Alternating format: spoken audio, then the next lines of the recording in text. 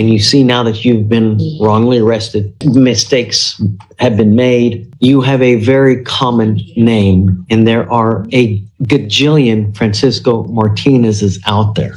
This man was dragged into court for a crime he didn't even do. He couldn't speak English, so he needed a translator. The whole thing was a mess that almost ruined him. The arrest? A total mistake. Turns out someone else with the exact same name had a warrant. But here's the scary part. What if nobody noticed? How many people are sitting in jail right now just because of a mix-up?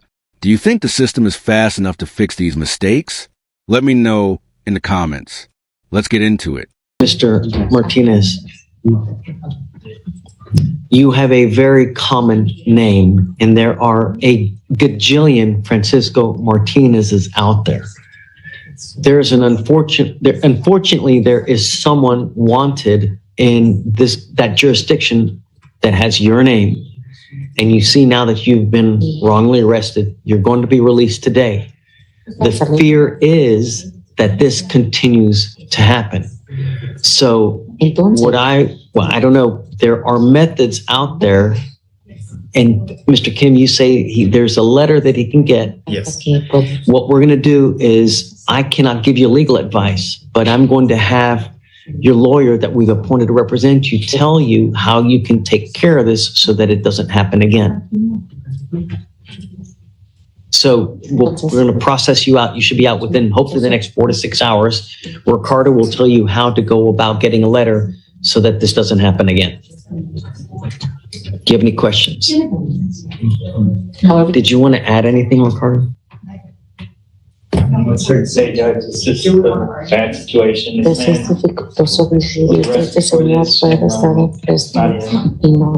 Yeah. not a good situation. Yeah, I mean, mistakes have been made, and I don't know, I guess the arresting officer, I don't understand why they wouldn't do just a little bit deeper dive. Well, when they're on the field and it's obviously an arrest in the evening, is us being one of the few agencies that's truly 24/7, is that they can only confirm by teletype for whatever the fugitive division is. And so with it's most commonly name and date of birth, and statistically that should narrow it down, but it's just, I mean, because you can't take or you can't send have mobile apices for that when they get processed in, but that only brings them in for, again, the same name and date of birth, but you can't trade mugshots with the demanding jurisdiction. Because the teletypes can't support images. And so ultimately it's only what the text is, and that text is the name and date of birth. So On that sense, Judge, would his fingerprint goes with that's what and that's why I was, they've got these mobile apices that the mobile thing where they could just test them and see if it's his prints or not. sure, but the majority of warrants, the way they're sent by teletype, again, a thumbprint can't be imaged in a teletype. I got you. So yes, there is a thumbprint, but there's no way the to thumbprint should be able to verify who this person is, whether they have the correct date of birth. But Mugshots. But that only corresponds to the warrant for the demanding jurisdiction if they have something to match it against. So that's the issue is, yes, it can pull it up on our side, but it's the same way even for our parole violations is they can't check on scene, especially at 1 a.m. That's why we're the second check, is that we're able to verify if there's a thumbprint, mugshot, etc. You're going to be released here momentarily. I'll have Ricardo tell you how to take the next steps though, okay? All right. Good luck, Mr. Martinez. Thank you. I think we still need a first one, a different one from Mr. Diaz. This story honestly keeps me up at night. The guy sat in jail for nothing, just because his name matched someone else's. He didn't fight it. He didn't complain. He just stood there, shocked at how easy it all happened. Even the judge admitted the system can't stop these mix-ups. That's terrifying. You'd think fingerprints or face scans would solve this, right? But nope. It still runs on names and birthdays like it's the 1980s. I don't know where your boat's at today. No, I don't know. Oh, sir. My bad. My bad. Okay. I'm sorry. It's okay. You know what? How are you? Amazing. I'm sorry? Amazing, sir. I hope. I really hope. You've got a lot of stuff going on. And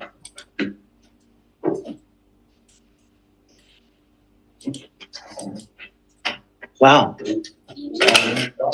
All resolved. All resolved. What happened? I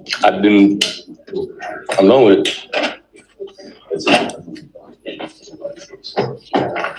Everything got dismissed. Everything's done. So no more probation. No more probation. I'm tired of that. Did you learn anything? If you learn one thing leaving here today, Mr. Cope, patience. Patience goes so far in life.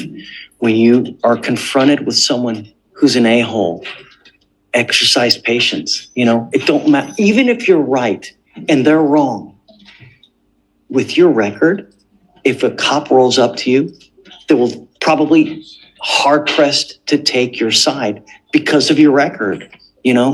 But if you exercise patience, right? Or walk away, if you see a situation that's getting out of control, it's really going to serve you well. You know,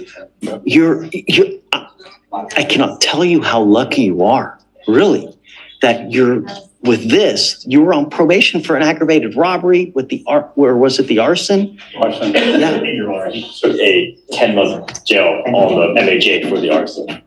Is that what it is? But he's got sufficient credit that you're probably walking out of here today, right, Mr. Cope? But what I'm saying is patience goes a long way. Even, you know, if you get into a pissing match with an officer, anyone that has a power of arrest, who's going to win? Right. Every single time. I don't care if you're right. I don't care if you're wrong. You're still going to get it. So just patience. Tuck your tail. And, you know, if you ever have an issue, come back to me and I'll help you too. If you ever need help, come back to me here and I'll do what I can to help you out. If you need, you know, shelter. I mean, I can't give you money, but, Housing. you know, whatever. If someone's messing with you in life, come back to me. We can try to work it out somehow. You know, I can give you a lawyer. We can work things out. This part really surprised me. The guy's whole mood switched up, 1 second humble, the next acting like it's all no big deal. He pled guilty to DWI, got credit for time served, and the judge gave him what sounded more like a motivational speech than a sentence. It was almost wholesome, but it makes you wonder, have you ever seen a courtroom feel like a life coaching seminar? It goes a long way. I'm just serious. You asked me what I've learned. I've started to let things go more than I did 2 years ago. It's great. I've started to just learn to let things go instead of, you know, someone does something that sometimes you just gotta walk away. Like I'm dead serious about that. I'm not joking. You know what that's called, right? Mature. You're growing up.